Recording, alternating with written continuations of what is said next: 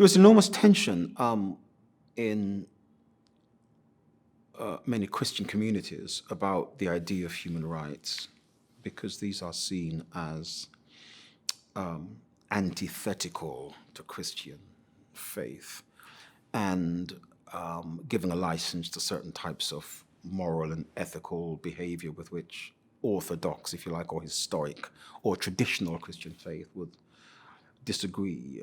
Issues around gay rights is the obvious example. And so there's a sense in which a lot of Christians see this as a secularist plot to overthrow the church, pure and simple, and therefore we don't want anything to do with this. And a lot of the work which I am now involved with, working with an agency committed to religious freedom and human rights, is about trying to remind Christians that the very ethos of human rights goes right back to the biblical idea of people made in God's image. And that these inalienable rights, which we identify in the Old Testament, in the attitudes of Jesus, that people have a freedom to choose him or not, to choose life or death. This sacredness of choice remains very, very central to Christian faith. And the fact that God has given to every human person a very high calling of dignity is quintessentially a Christian idea. It's not exclusively a Christian idea, but it is quintessentially a Christian idea. Therefore, the idea of rights, particularly the first generation rights, the right to congregate, the freedom to express your thoughts, the freedom to express your worship, the freedom to change your religion, the freedom to vote, the freedom to be protected from torture, the freedom not to be killed.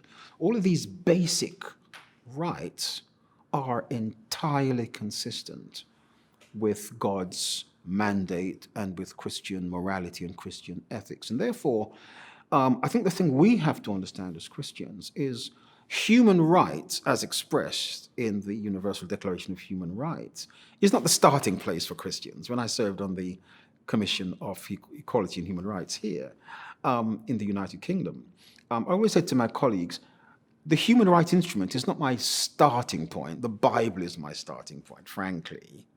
But hey, I have the benefit of both. But I do have to understand that if you do not believe in transcendence, if you do not believe in God giving a mandate and guidelines, the next best thing we have is the construction of various rights, which has been put together by the international community. And even with their inadequacies, with their flaws, even those elements with which Christians may disagree, I think it gives us a very, very important place for discourse. One theologian has regarded human rights as a forum for discourse about dignity, which Christians just can't afford to be absent from. So it's an important secondary expression of what it means to be made in God's image, and then to put some laws and understandings and agreements around protecting human dignity in the 21st century.